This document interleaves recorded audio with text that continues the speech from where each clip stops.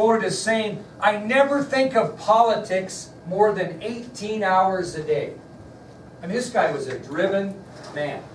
He said, "I never think of politics more than 18 hours a day." He was just an incredibly driven man, and after his first heart attack, he continued to drive like crazy. He was an incredible worker. Well, what was he going to do in 1960? What were his intentions in 1960? He was going to run for the presidency, right? But he got outvoted, so to speak, when Kennedy was nominated, and he settled for the vice presidential nomination, in which he eventually was elected vice president of the United States. So he had his intentions on the presidency in 1960, but was defeated by Senator John F. Kennedy of Massachusetts. And when Kennedy asked him to be on the ticket as his vice president, he accepted. Now, historians will tell you there are two reasons why Johnson's experience as vice president was not positive for him. Okay? Historians will tell you there are two major reasons why Johnson's experiences as vice president were not positive for him. Can you think of one, maybe? Yeah, he took a pay cut, so to speak. I mean, not pay cut, but he was the most powerful man in the Senate at one time, and now he's the vice president, which is about the closest thing to falling off the face of the earth, politically. So one of the reasons that he was so miserable as vice president is he lost a ton of power. He was the most powerful man in the Senate, had all kinds of power, and when he took the vice presidency, he lost all that. Okay? And what was the second reason why it was not positive? He felt he was playing second fiddle to what, Sadria? A less experienced man in President Kennedy. Yep. He felt like he was playing second fiddle to a less experienced man. He did not think John Kennedy deserved to be president. He didn't have the experience to be president. My God, he was the Senate Majority Leader. So it always bothered him. So two reasons that historians will tell you that Johnson's experience as a vice president was not a positive one. One, he lost a ton of power. He was the most powerful man in the Senate at one time, and he went to the vice presidency, which has no power. And number two, he did not like playing second fiddle to what he considered a less experienced person. And if you talk to his close friends and colleagues, they'll state that Johnson's years as vice president were the most miserable years of his life, without question. He was more depressed than during the Vietnam War, honestly. We'll talk about that. He hated that time, very depressed at that time. Now, did President Kennedy ever include him in anything? During the Cuban Missile Crisis, was he right in the middle of discussion? Oh. And any decision that President Kennedy was involved in, whether it be civil rights or the Cuban Missile Crisis, the Bay of Pigs, do you think Johnson had any say? No, he probably sent him something. Okay? Well, obviously we know this. I don't know if you need to write it down. After the assassination of President Kennedy in November of '63, Lyndon Johnson became the nation's 36th president. As you will learn in the next few days, he was elected to his own term in 1964 to kind of move himself out of President Kennedy's shadow. And he decides not to run for re-election in 1968, mainly because of what? Vietnam War. Yes. So he was elected in '64, could have been elected again in '68, but chose not to run, and you'll hear about that, mainly because of the pressures of the Vietnam War. Now this is a good quote I want you to write down. This is according to historians what President Johnson's downfall was concerning the Vietnam War. This was what historians were quoted saying is what Lyndon Johnson's downfall was, and they're talking about the Vietnam War. They said that President Johnson, here's what they said. This is concerning the Vietnam War. He was obsessed by it, possessed by it, and ruined by it.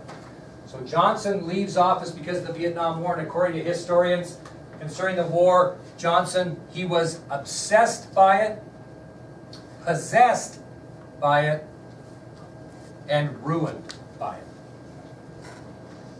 You'll find out when we get into it. It just was an unbelievable pressure-packed thing. He was obsessed by it, possessed by it, and ruined by it. Well, what did Johnson do after Richard Nixon was inaugurated into office in January of 1969? Lyndon Johnson, or LBJ as he was known, retired to his ranch in Texas. Yeah, when I see these LBJ shirts, I don't think of LeBron James, just so you know. And if I think the kid's really historic. An LBJ shirt, LBJ23, I don't know what it means. Yeah, question? Okay.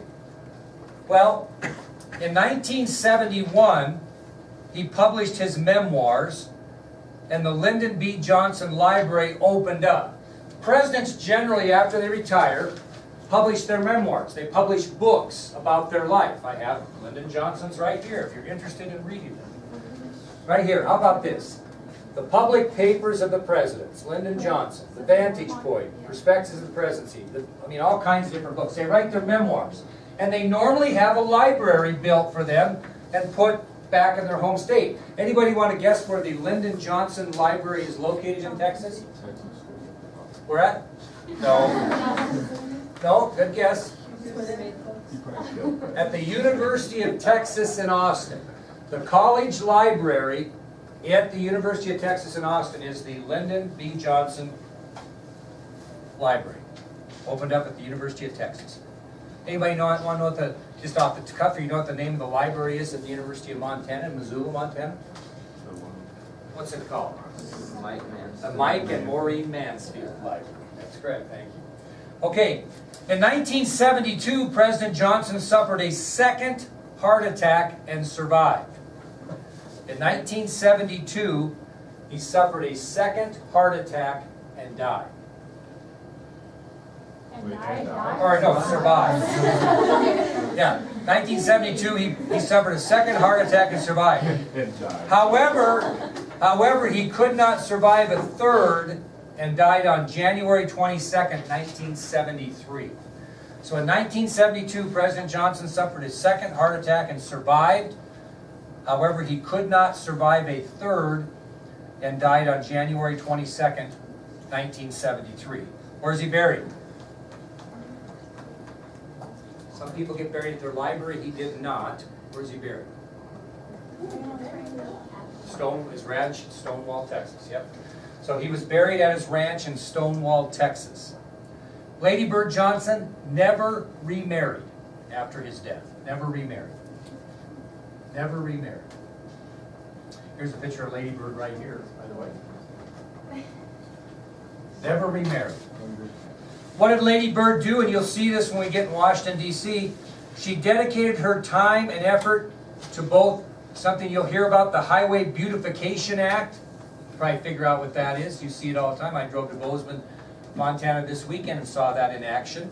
The Highway Beautification Act and the National Wildflower Research Center, which you'll see proof of that in D.C. Okay, so she dedicated her time and effort to both the Highway Beautification Act and the National Wildflower Research Center.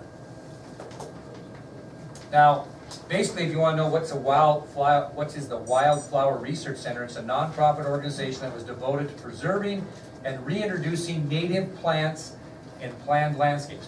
When we walk across the Potomac River Bridge into D.C., we will find a park that's named after Mrs. Johnson in her efforts in the Wildlife Research Center. You'll see it.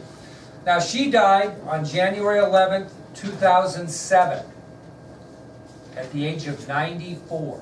So she lived, quite a few years after her husband's death. Lady Bird Johnson died on July 11th, 2007, at the age of 94, and she is buried by her husband at Stonewall, Texas. Okay, that tells you a little bit about Lyndon Johnson. Tomorrow we're going to talk about things he did finishing Kennedy's administration, his election to his own term, and bills he passed. He was a bill passer. There are a lot of laws passed during the time that Johnson was president. Many, many. We'll talk about those tomorrow. Okay?